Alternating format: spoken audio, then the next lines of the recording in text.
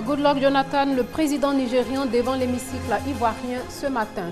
Près de 10% de la population victime des hépatites virales en Côte d'Ivoire et puis en Haïti, l'ex-président du pays, Jean-Claude Duvalier, s'exprime devant les juges. Madame, Monsieur, bonjour, bienvenue dans le 12h30. Le président nigérian Goodluck Jonathan était face aux députés ivoiriens ce matin. Il s'est exprimé sur la démocratie, la bonne gouvernance dans la sous-région. Pour lui, il faut forger des institutions démocratiques fortes et des institutions judiciaires indépendantes, ce qui conduira les pays ouest-africains vers le développement tout en respectant l'état de droit pour l'édification de la paix. On écoute le président nigérian, il s'exprime sur l'unité nationale. En Côte d'Ivoire, que vous soyez Baoulé ou Bété, ou bien Djoula, vous appartenez à une nation unie désormais. C'est la même chose au Nigeria. Que vous soyez Ibo, un Yoruba, un Fulani ou Hausa, vous pouvez appartenir à un groupe minoritaire, mais vous appartenez à une nation intégrée.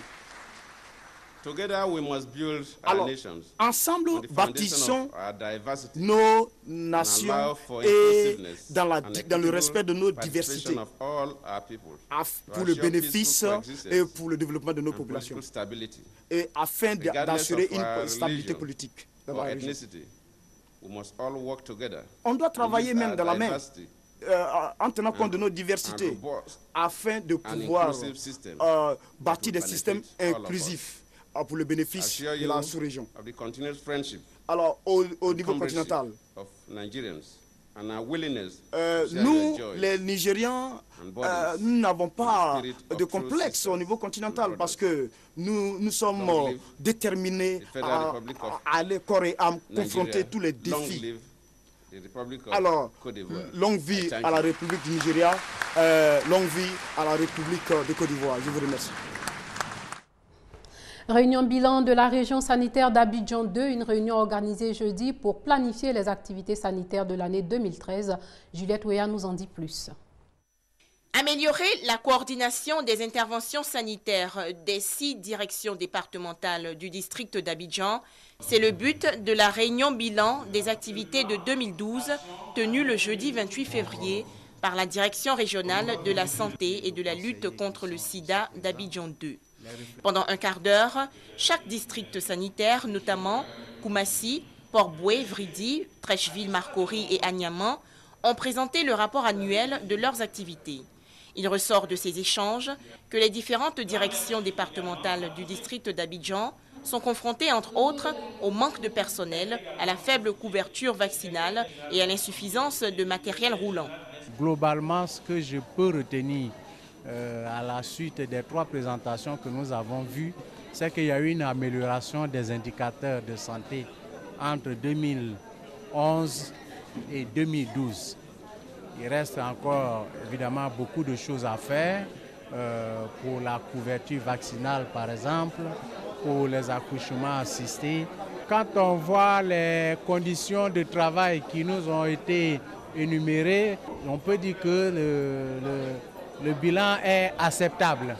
La rencontre a été également l'occasion d'encourager les meilleures performances de la région sanitaire d'Abidjan 2 liées à la qualité du service. Les hépatites virales font de nombreuses victimes en Côte d'Ivoire, mais grâce à l'évolution de la médecine, ces maladies peuvent être guéries si elles sont vite détectées et si le traitement suit. Pour venir à bout de ces pandémies, un plan national de lutte contre les hépatites virales a été validé jeudi. On en parle avec Laetitia Mangli. CHU de Cocody, 11e étage. Dans cette chambre, Chérif Lanciné est hospitalisé. Diagnostiqué porteur d'hépatite virale, il s'interroge encore sur l'origine du mal qui le ronge depuis bientôt 4 mois. Je sentais la douleur au niveau de mes côtes, mon ventre, au dos.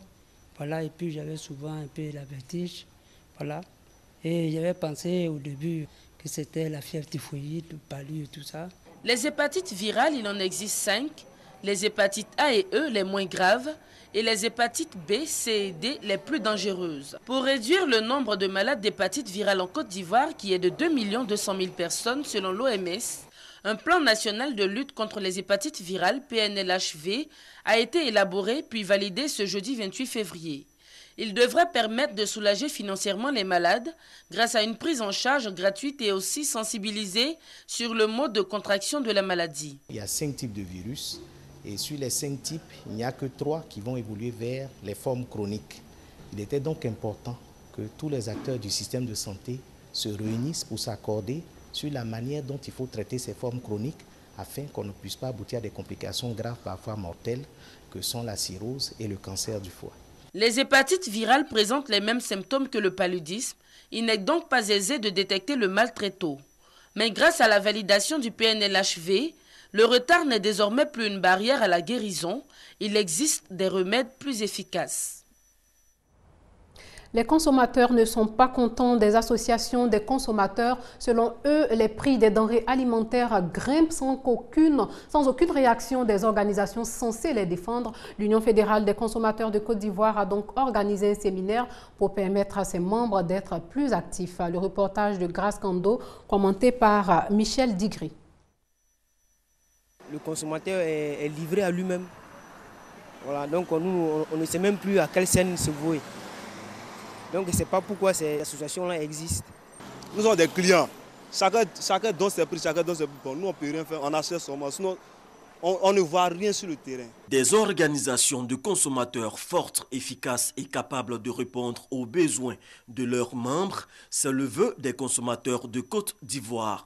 Pour y parvenir, l'Union fédérale des consommateurs initie un séminaire de formation. Malgré tout ce que les organisations de consommateurs déploient comme action sur le terrain, il faut reconnaître qu'il y a une frange assez importante qui ne se reconnaît pas encore ou alors qui n'adhère pas spontanément aux actions des organisations de consommateurs. Alors nous sommes posés la question de savoir, est-ce que les dirigeants que nous sommes avons toujours bien fait ce que nous devons faire pour amener un plus grand nombre à adhérer au nombre d'organisations.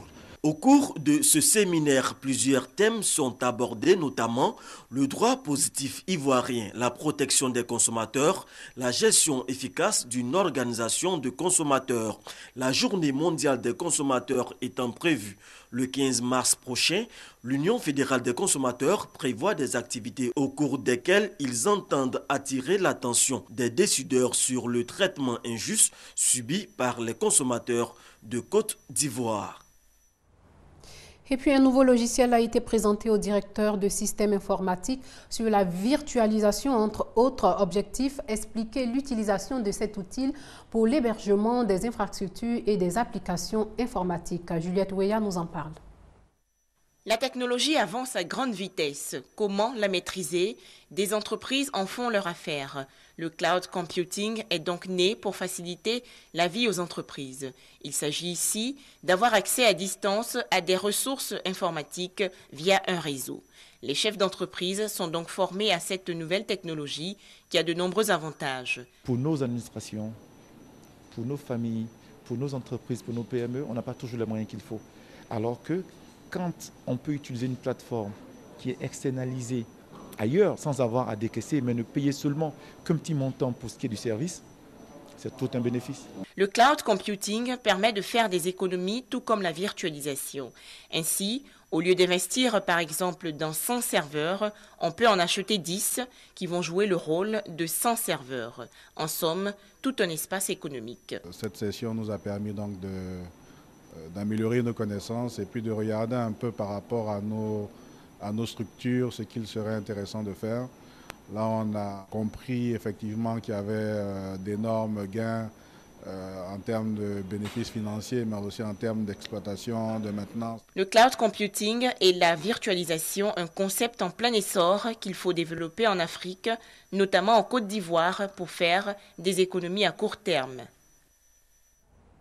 La semaine africaine de la femme agricole a démarré. Cet événement a pour but de faire la promotion de la femme en milieu rural et urbain. Il est marqué par une exposition vente de produits transformés et artisanaux. Michel Mambo. 5e édition de la semaine africaine de la femme agriculteur, SAFA 2013. L'initiative de l'ONG PROSAF, promotion de la santé de la femme. Objectif, faire la promotion de la gente féminine tant en milieu urbain que rural. C'est grâce à elle que nous vivons. Elles nous donnent l'énergie nécessaire pour notre survie. Elles travaillent à la sueur de leur front sans rien dire, avec les petits moyens, mais elles sont heureuses de nous faire vivre. C'est tout naturel que nous soyons aux côtés de ces femmes, parce que nous nous souvenons encore comme si c'était hier, du lendemain de la crise post-électorale. Ces braves dames se sont levées avec courage et ont nourri tout Abidjan. Chaque année donc, depuis 1998, une exposition vente pour permettre aux femmes africaines de faire montre de leur savoir-faire. Elles pourront désormais compter sur l'appui de la FAO, le Fonds mondial pour l'alimentation, à travers sa représentante Marie-Noëlle Kouyara et le ministre du Commerce, représenté à cette cérémonie d'ouverture par Jean-Benoît Papa-Nouveau, conseiller en commerce extérieur. Les hôtes de Touré Germaine, initiatrice du projet, ont pris l'engagement de faire de la SAFA l'événement marquant du mois de la femme. Démarrée le jeudi 28 février 2013, l'exposition prend fin ce samedi 2 mars dès 18h. Encore du temps donc pour faire des emplettes dans ce marché qui fait la part belle aux produits transformés et à l'artisanat. En mode culture, la musique africaine est en fête. Le Festival des musiques urbaines d'Anoumabo Femua est à sa 6e édition. Le lancement de cette édition avec le groupe Magic System, initiateur de l'événement, des innovations sont prévues, notamment la décentralisation du festival. Le reportage de Laetitia Manglé. Coupé décalé, Zouglou, Rumba, Makossa, Abidjan se prépare déjà à vibrer au rythme cadencé des musiques africaines. Le Festival des musiques urbaines d'Anoumabo, Femua, est à sa 6e édition. Les 4 garçons venus d'Anoumabo annoncent des innovations cette année, notamment la décentralisation du festival. L'innovation, c'est la décentralisation du festival qui aura lieu aussi en simultané à Bobo. Yopougo et Cocody, c'est le Femua Off, c'est un Femua éclaté qui va permettre à des jeunes artistes de s'exprimer dans des endroits plus populaires. Le FEMUA, c'est aussi une plateforme d'intégration et de brassage culturel. En termes d'avantages, on peut citer des actions sociales, construction d'écoles et de pouponnières, des acquis qui font d'Anoumabo un village de renommée internationale. Le FEMUA fait qu'Anoumabo est connu par tout le monde. Il y a une école qui a été déjà construite par Magic System par rapport au FEMUA. Cette année encore, nous allons bénéficier d'une école maternelle. Et nous croyons que jusqu'au FEMUA 10, on va bénéficier de beaucoup de retombées du FEMUA. Repositionner la Côte d'Ivoire sur la scène musicale internationale, objectif visé par la 6e édition du FEMUA. Du 11 au 14 avril prochain donc, plusieurs artistes d'origine africaine se succéderont sur les différents podiums du district d'Abidjan.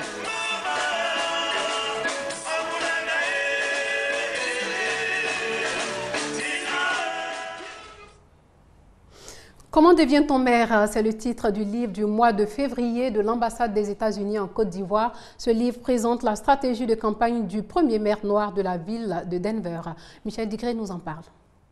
Printemps 1991 à Denver. Wellington Webb, à peine connu des électeurs, mène une campagne étonnante et contre toute attente remporte l'élection municipale de Denver.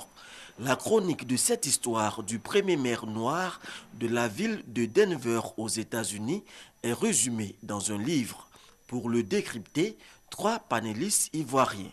Il n'a pas les moyens financiers d'assurer sa campagne. Est-ce qu'il doit abandonner? Il a dit non. À force d'imagination, il a gagné les élections. En quoi faisant? Mais tout simplement en utilisant le contact direct avec les électeurs, en étant proche de ces électeurs, et je pense que c'est ce qu'on demande à tout candidat.